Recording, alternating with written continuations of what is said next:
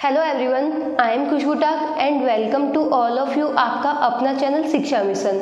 तो आज अपन डिस्कस करेंगे एनडीए और एयरफोर्स में किस टाइप के क्वेश्चन आते हैं। तो अभी अपन ने फर्स्ट यूनिट कंप्लीट की है, यूनिट और मेजरमेंट। तो अपन देखते हैं यूनिट और मेजरमेंट में से किस टाइप के क्वेश्चन एनडीए और एयरफोर्स एग्जाम के लिए बन सकते हैं। तो कुछ एग्जाम्पल अपन डिस्कस करते हैं। इसमें फर्स्ट क्वेश्चन है अपना SI unit of latent heat. इसमें अपन को पूछ रहे हैं जो लेटेंट हीट होती है उसकी एसआई यूनिट क्या होती है। तो सबसे पहले तो अपन देखते हैं कि लेटेंट हीट क्या होती है। लेटेंट हीट को हिंदी में बोलते हैं गुप्त ऊष्मा।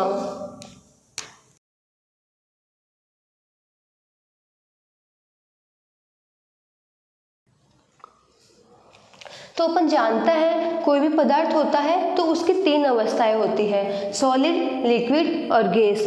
तो जब अपना स्टेज का कन्वर्जन होता है सॉलिड से लिक्विड या लिक्विड से जब गैस में कन्वर्ट होते हैं तो उस टाइम जो ऊष्मा निकलती है उसी को ही बोलते हैं गुप्त ऊष्मा, लेटेंट हीट। एक एग्जांपल देखते हैं।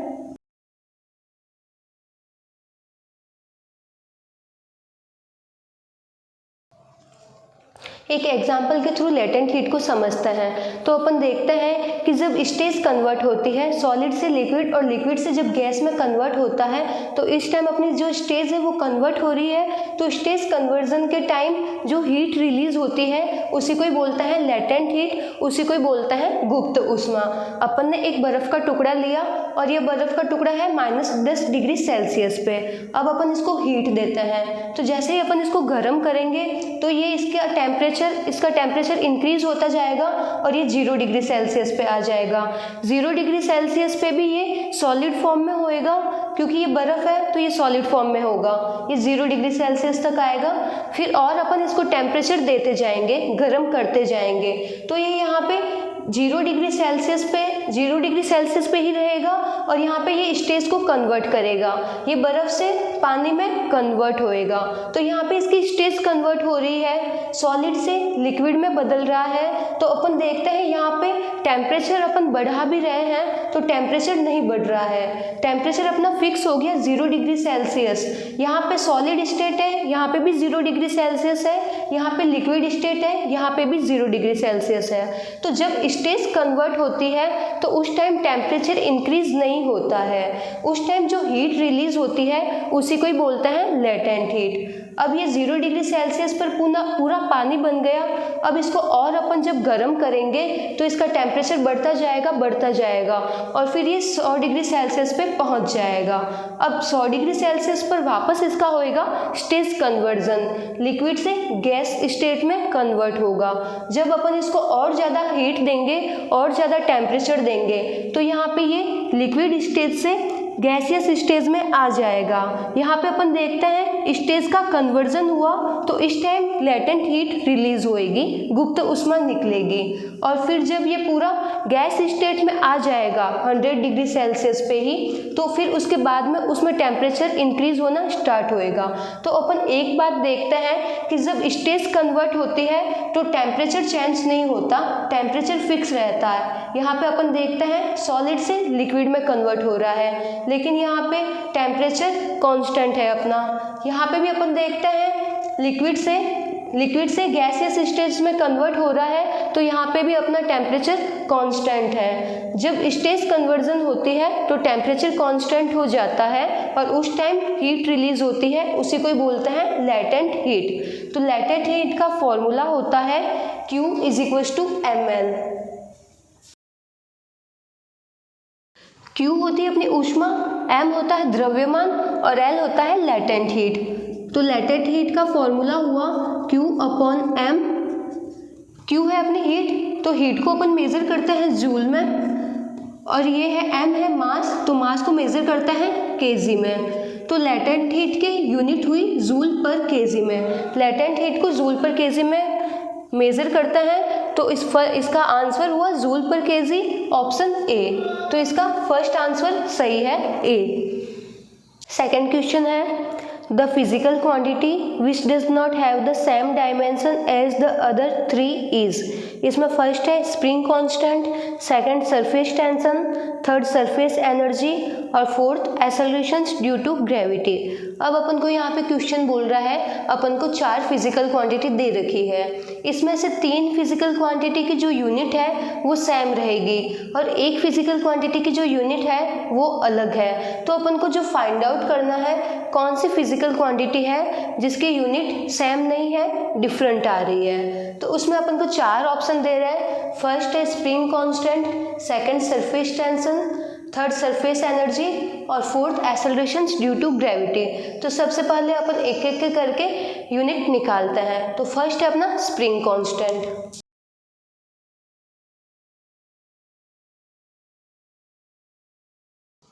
तो सबसे पहले अपन देखते हैं स्प्रिंग कांस्टेंट क्या होता है।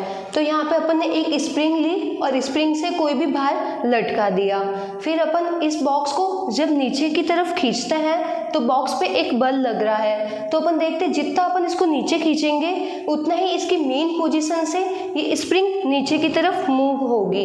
पहले अपना बॉक्स था यहाँ पे, पर जैसे ही अपने फोर्स लगा के इसको नीचे किया तो ये इसने इतनी डिस्टेंस को ट्रेवल किया। मेन पोजीशन थी इसकी ये, मेन पोजीशन से इतना नीचे की तरफ आ गया। तो अपन देखते हैं जितना ज़्यादा फोर्स उतना ही ज़्यादा displacement, F directly proportional to x। जितना ज़्यादा अपन ने इसको नीचे खींचा उतना ही ज़्यादा ये अपनी मेन पोजीशन से नीचे की तरफ मूव हुआ।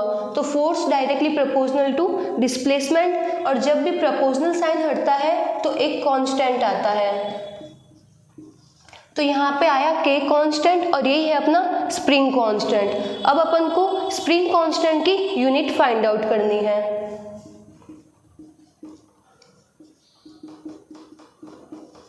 तो k हुआ अपना F/x, जो यहाँ पे x डिस्प्लेसमेंट है उसको जब ऑपोजिट साइड में भेजेंगे तो ये डिवाइड में आ जाएगा। तो अपन को स्प्रिंग कांस्टेंट का फॉर्मूला मिला फोर्स बट्टा डिस्प्लेसमेंट। अब फोर्स को अपन मेजर करते हैं न्यूटन में और डिस्प्लेसमेंट को मेजर करता है मीटर में। तो स्प्रिंग कांस्टेंट की यूनिट मिलती है अपन को न्यूटन पर मीटर। तो ए की यूनिट तो अपन को मिली न्यूटन पर मीटर। अब देखते हैं अपन सरफेस टेंशन क्या होती है। तो जो लिक्विड होता है, लिक्विड की प्रॉपर्टी होती है कि जो उसकी आउटर सरफेस होती है उस पर एक तरह का तनाव लगता है, एक तरह की टेंशन लगती है, जिसकी वजह से उसकी आउटर सरफेस एक झिल्ली की तरह काम करती है। अपन देखते हैं जो पानी की बूंदें होती है वो गोल होती है। तो वो गोल क्यों होती है? तो लिक्विड की प्रॉपर्टी होती है कि जो उसकी आउटर लेयर है, बाहर वाला पृष्ठ है, उस पर एक तरह का तनाव लगता है, एक तरह की टेंशन लगती है। इसकी वजह से ये जो बाहर वाली उसकी जो झिल्ली, बाहर वाली जो परत होती है वो एक बंद झिल्ली की तरह काम करती है और ये कम क्षेत्रफल घेरने का ट्राई करती है। ये ट्राई करती है कि इसका क्षेत्रफल बहुत ही कम प्राप्त हो, इसलिए ये गोलाकार होती है। और जो गोला होता है, गोले का क्षेत्रफल कम होता है, इसलिए बारिश की बूंदें गोल होती है। तो सरफेस टेंशन का फॉर्मूला भी होता है फोर्स पर यूनिट लेंथ। तो सरफेस टेंशन को अपन डिनोट करते हैं force per unit length. Force को अपन मेजर करते हैं न्यूटन में और लेंथ को अपन मेजर करते हैं मीटर में। तो इसकी भी यूनिट अपन को प्राप्त होती है न्यूटन पर मीटर। थर्ड देखते हैं सरफेस एनर्जी। तो जो लिक्विड होता है, लिक्विड की जो आउटर सरफेस होती है उसमें जो एटम होते हैं, एटम के पास में एनर्जी होती है, उसी को ही बोलते हैं अपन सरफेस एनर्जी। और इसकी जो यूनिट होती है, इसकी यूनिट भी होती है न्यूटन पर मीटर। फोर्थ है एक्सेलरेशन ड्यू टू ग्रेविटी। तो अपन जानते हैं एक्सेलरेशन होता है वेलोसिटी अपॉन टाइम। वेलोसिटी को अपन मेजर करते हैं मीटर पर सेकेंड में और टाइम को मेजर करता है सेकेंड में। तो इसकी यूनिट होती है मीटर पर सेकेंड स्क्वायर। तो एक्सेलरेशन को अपन मेजर करते हैं मीटर पर सेकेंड स्क्वायर में। अब अपन देखते हैं स्प्रिंग कांस्टेंट है, उसको भी अपन न्यूटन पर मीटर में मेजर कर रहे हैं। सरफेस टेंशन को भी न्यूटन पर मीटर में, सरफेस एनर्जी को भी न्यूटन पर मीटर में, लेकिन एक्सेलरेशन को मेजर कर रहे हैं अपन मीटर पर सेकेंड स्क्वायर में। तो ये जो चौथी अपनी फिजिकल क्वांटिटी है ये अपन को डिफरेंट मिलती है। तो इसका आंसर हो गया डी। नेक्स्ट क्वेश्चन देखते हैं। तो नेक्स्ट क्वेश्चन है अपना velocity of sound in a gas is given by v is equal to root of gamma p by rho dimensional formula for gamma is. तो यहाँ पे अपन को बोल रहा है गैस में जो साउंड है उसकी वेलोसिटी का फॉर्मूला अपन को दे रखा है v is equal to root of gamma p by rho, और यहाँ पे अपन को जो कांस्टेंट है रो उसकी डायमेंशनल फाइंड आउट करनी है। तो देखते हैं, यहाँ पे जो v है वेलोसिटी। तो वेलोसिटी का अपन फॉर्मूला जानता है, वेलोसिटी होती है डिस्टेंस अपॉन टाइम। डिस्टेंस को अपन मेजर करते हैं मीटर में और टाइम को मेजर करते हैं सेकंड में, तो इसकी यूनिट हुई मीटर पर सेकंड। और जब अपन इसकी डायमेंशन लिखेंगे तो डायमेंशन आएगी, m रिप्रेजेंट करता है मास को, मास की यहाँ पे कोई भी टर्म नहीं है तो m की पावर 0, l रिप्रेजेंट करता है लेंथ को, तो मीटर है वो अपनी लेंथ है तो मीटर की जगह अपन लिखेंगे L1। अब जो टाइम है, टाइम को रिप्रेजेंट करता है अपन सेकंड में, और सेकंड की टर्म आ रखी है नीचे, तो यहाँ पे जब इसको ऊपर लाएंगे तो ये हो जाएगा सेकंड इनवर्स, तो यहाँ पे लिखेंगे t की पावर -1। तो वेलोसिटी की डायमेंशन अपन को मिलती है m की पावर 0, L1, t की पावर -1। P रिप्रेजेंट कर रहा है प्रेशर को, और प्रेशर को अपन मेजर करते हैं फोर्स बट्टा एरिया। तो फोर्स का फॉर्मूला होता है F is equal to ma। तो जब अपन इसकी यूनिट लिखेंगे तो इसकी यूनिट आएगी m होता है मास, मास को अपन मेजर करते हैं किलोग्राम में, तो किलोग्राम, और a है अपना एक्सेलरेशंस, तो एक्सेलरेशंस को मेजर करते हैं मीटर पर सेकंड स्क्वायर में, तो मीटर पर सेकंड स्क्वायर। फिर अब देखते हैं एरिया। तो एरिया है, एरिया को अपन मेजर करते हैं, एरिया का फॉर्मूला होता है लेंथ इनटू लेंथ, तो एरिया को अपन लिखते हैं मीटर स्क्वायर में।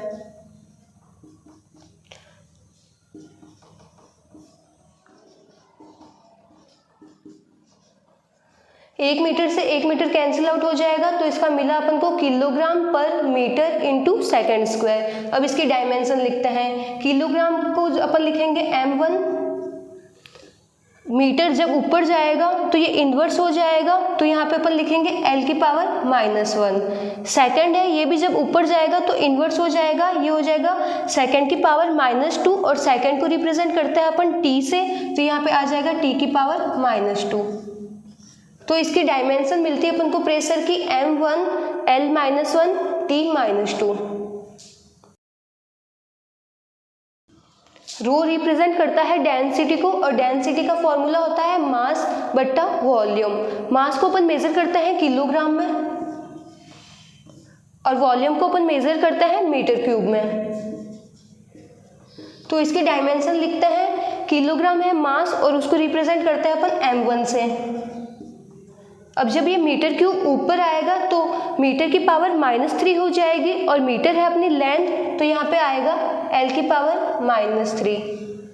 टाइम की टर्म यहाँ पे दे ही नहीं रखी है, तो यहाँ पे आ जाएगी t की पावर 0। तो अपन को तीनों यूनिट की डायमेंशन अपन ने निकाल ली है, वेलोसिटी, प्रेशर और डेंसिटी की। अब अपन को रो फाइंड आउट करना है। अब अपन दोनों तरफ स्क्वायर कर लेते हैं, तो अपन को मिलता है v² is equal to gamma p by rho. जब इसका स्क्वायर करेंगे तो ये रूट वाली टर्म हट जाएगी। अब अपन को गामा फाइंड आउट करना है, तो गामा हुआ अपना v² into rho by p। Gamma अपन का हुआ v² into rho by p। जो ये डेंसिटी है, डेंसिटी ऑपोजिट साइड में जाएगी तो ये मल्टीप्लाई में आ जाएगी, और प्रेशर जब इस साइड में आएगा तो ये डिवाइड में आ जाएगा। तो गामा का अपन को फॉर्मूला मिलता है v² into rho by p। अब अपन सबकी डायमेंशन को पुट कर देते हैं, तो वेलोसिटी की डायमेंशन अपन को मिलती है L1 t की पावर -1। अब देखते हैं वेलोसिटी के ऊपर स्क्वायर है, तो यहाँ पे भी अपन स्क्वायर कर लेंगे। अब देखते हैं डेंसिटी, तो डेंसिटी की डायमेंशन अपन को मिलती है m1 l की पावर -3 t0। प्रेशर की डायमेंशन अपन को मिलती है m1 l-1 t-2। अब इसको सॉल्व कर लेते हैं अपन।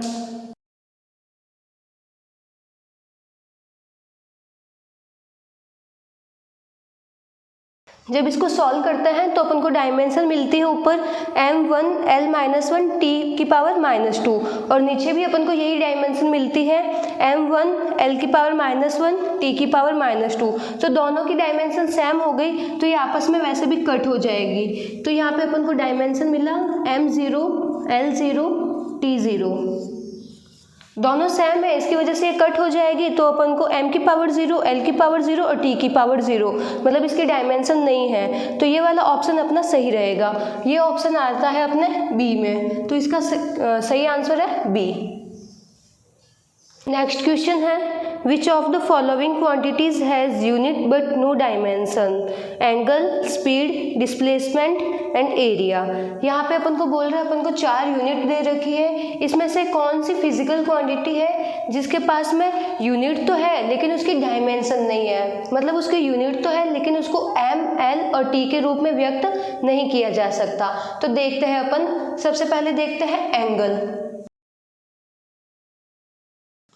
तो एंगल का फॉर्मूला होता है आर्क अपॉन रेडियस, मतलब चाप बटा त्रिज्या। अब चाप भी अपनी एक दूरी है और त्रिज्या भी एक दूरी है, तो दूरी को मेजर करते हैं अपन मीटर में, तो इसको भी अपन मेजर करेंगे मीटर में और इसको भी अपन मेजर करेंगे मीटर में। तो मीटर से मीटर आपस में कैंसिल आउट हो गया, तो इसकी डायमेंशन नहीं है।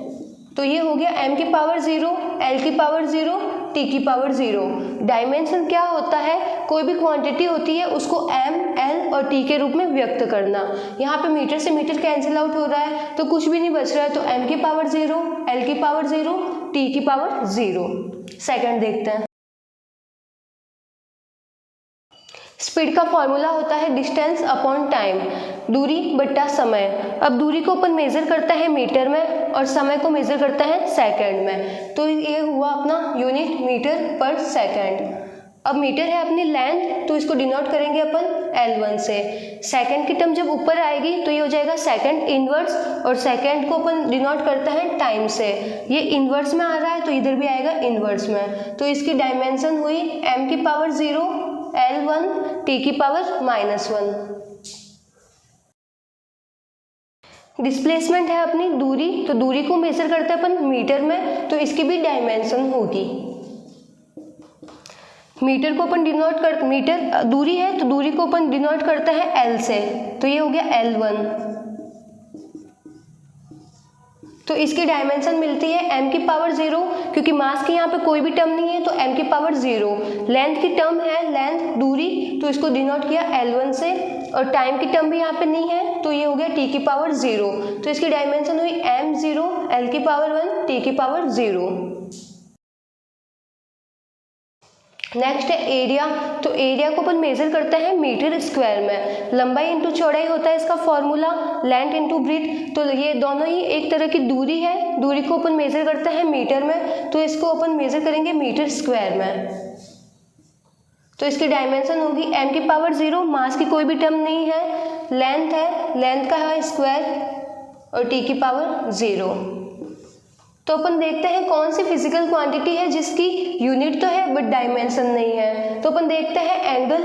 एंगल की यूनिट होती है रेडियन, एंगल को रेडियन में मेजर करते हैं। तो एंगल को रेडियन में मेजर करते हैं, लेकिन इसकी डायमेंशन देखते हैं तो m की पावर 0 l की पावर 0 और t की पावर 0, मतलब इसकी डायमेंशन नहीं है। स्पीड है, स्पीड को अपन मेजर करते हैं मीटर पर सेकंड में और इसकी डायमेंशन मिलती है L1 t की पावर -1। डिस्प्लेसमेंट को अपन मेजर करते हैं मीटर में और इसकी डायमेंशन मिलती है L1। एरिया को अपन मेजर करते हैं मीटर स्क्वायर में और इसकी डायमेंशन मिलती है l की पावर 2। तो अपने पास में सिर्फ एक ही क्वांटिटी है एंगल, उसको अपन मेजर तो रेडियन में करते हैं लेकिन इसकी डायमेंशन नहीं है, तो इसका आंसर हो गया angle, option A. Next question है lumen is unit of illuminating power, luminous flux, luminous intensity, none of these. तो अपन को यहाँ पूछ रहे हैं ल्यूमेन किसकी यूनिट है, तो अपन जानते हैं ल्यूमेन यूनिट है ल्यूमिनियस फ्लक्स की। ल्यूमिनियस फ्लक्स को अपन मेजर करते हैं ल्यूमेन में, तो इसका ऑप्शन बी सही है।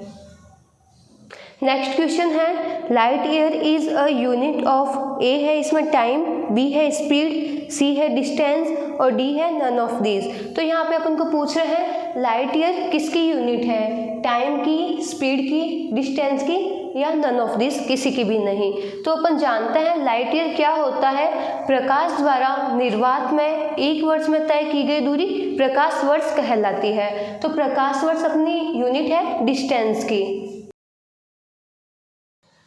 लाइट ईयर को हिंदी में बोलते हैं प्रकाश वर्ष और एक लाइट ईयर की वैल्यू होती है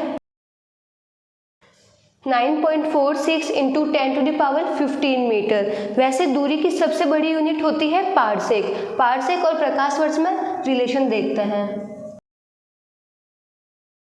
वैसे दूरी की सबसे बड़ी यूनिट होती है पारसेक। एक पारसेक होता है 3.26 इंटू प्रकाश वर्ष।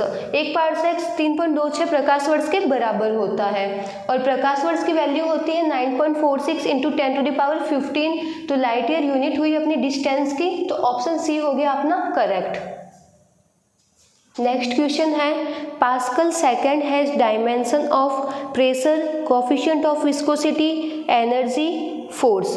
तो यहाँ पे अपन को क्वेश्चन पूछ रहा है जो पास्कल सेकंड है वो किसकी डायमेंशन है, प्रेशर की है, कोफिशिएंट ऑफ विस्कोसिटी की है, एनर्जी की है या फोर्स की है। तो अपन पहले चारों की डायमेंशन निकाल लेते हैं। तो सबसे पहले देखते हैं अपन प्रेशर। तो प्रेशर का फॉर्मूला होता है फोर्स बट्टा एरिया। तो अब इसकी डायमेंशन लिखते हैं। फोर्स की डायमेंशन क्या होती है, फोर्स की डायमेंशन होती है m1 L1 टी की पावर -2 और एरिया की डायमेंशन होती है L2।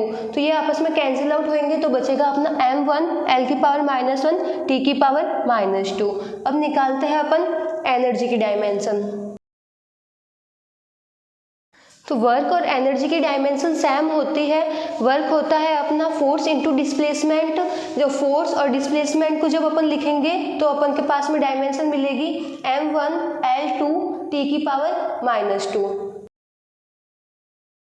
फोर्स की डायमेंशन अपन को मिली m1 L1 टी की पावर -2। तो अपन ने तीनों की डायमेंशन लिख ली। अब अपन को देखना है कोफिशिएंट ऑफ विस्कोसिटी।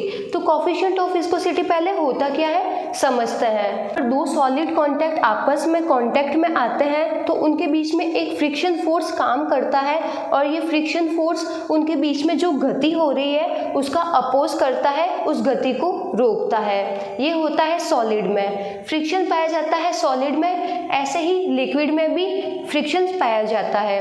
लिक्विड में जब दो लेयर्स आपस में कांटेक्ट में आती है तो उनके बीच में एक फोर्स काम करता है और फोर्स उनके बीच में जो हो रहा रिलेटिव मोशन होता है उसका अपोज करता है। मतलब द्रव की जो दो लेयर है, द्रव की दो लेयर आपस में एक दूसरे पर गति करती है तो उसके बीच में एक फोर्स काम करता है और ये फोर्स उनके बीच होने वाली गति को कम करता है और इसी को ही बोलते हैं अपन विस्कोसिटी। हिंदी में बोलते हैं इसको श्यानता। तो जो ये विस्कोसिटी है वो दोनों में पाई, सॉलिड में तो फ्रिक्शन पाया जाता है, लिक्विड और गैस में विस्कोसिटी पाई जाती है। मतलब दो लेयर्स अगर आपस में एक दूसरे के कांटेक्ट में आती है तो वो आपस में एक दूसरे पे मूव करती है तो उसके बीच में जो रिलेटिव मोशन हो रहा है, आपेक्षिक गति हो रही है, उस गति का विरोध करना ही श्यानता कहलाता है। इंग्लिश में बोलते हैं इसको विस्कोसिटी। यह लिक्विड और गैस में पाई जाती है। लिक्विड में जो विस्कोसिटी होती है गैस की कंपेयर में ज़्यादा पाई जाती है। तो अपन देखते हैं, अपन नॉर्मली जो चलते हैं वायु में चलते हैं, हवा चारों तरफ अपन के पास में वायु होती है, गैस के मॉलिक्यूल्स होते हैं तो अपन आसानी से चल पाते हैं। और इसी का अगर अपन कंपेयर करें, अगर अपन पानी में चलते हैं तो पानी में चलने के लिए अपन को थोड़ा एक्स्ट्रा फोर्स लगाना पड़ता है। जितना आराम से अपन नॉर्मली हवा में चल सकते हैं, नॉर्मली अपन चलते हैं, उससे ज़्यादा अपन को फोर्स लगाना पड़ता है पानी में चलने के लिए, क्योंकि पानी में जो विस्कोसिटी होती है, श्यानता होती है, वो ज़्यादा पाई जाती है। तो लिक्विड में जो विस्कोसिटी होती है वो एज अ कंपेयर गैस से ज़्यादा होती है। एक और एग्जांपल देखते हैं। जैसे एक पात्र में अपन ने लिया है शहद, एक पात्र में अपन ने लिया है शहद और दूसरे पात्र में अपन ने लिया है वाटर। तो अगर इस हनी को अगर मैं दूसरे कंटेनर में डाल दूँ, दूसरे पात्र में डाल दूँ और वाटर को भी मैं दूसरे पात्र में डाल दूँ, तो अपन देखते हैं जो हनी होता है, जो शहद होता है, विराम अवस्था में जल्दी से आ जाता है, मतलब रेस्ट कंडीशन में जल्दी से आ जाता है। लेकिन जो पानी होता है उसको एक पात्र से दूसरे पात्र में डालने पर अपन देखते हैं वो थोड़ा हिलता रहता है और थोड़ी देर बाद में रेस्ट कंडीशन में आता है, विराम अवस्था में आता है। तो ऐसा क्यों होता है? तो जो हनी है, हनी लिक्विड फॉर्म में होता है, तो लिक्विड की दो लेयर्स के बीच में रिलेटिव मोशन होता है। तो रिलेटिव मोशंस का अपोज करने की प्रॉपर्टी होती है वो हनी में होती है ज़्यादा, मतलब विस्कोसिटी, हनी की विस्कोसिटी ज़्यादा होती है। हनी के बीच में भी दो लेयर्स है, तो दो लेयर्स के बीच में रिलेटिव मोशन हो रहा है, उस मोशंस का अपोज करने की प्रॉपर्टी हनी में होती है ज़्यादा, मतलब विस्कोसिटी होती है ज़्यादा। एज अ कंपेयर अपन वाटर है, वाटर की दो लेयर्स है, वो भी आपस में एक दूसरे पर मूव करेगी, एक दूसरे पर गति करेगी, तो उसके बीच में जो आपेक्षिक गति का जो विरोध है वो कम हो रहा है। इसकी वजह से ये थोड़ी देर बाद रेस्ट कंडीशन में आता है, जबकि हनी पहले ही रेस्ट कंडीशन में आ जाता है। तो ये हुआ अपना विस्कोसिटी का कॉन्सेप्ट।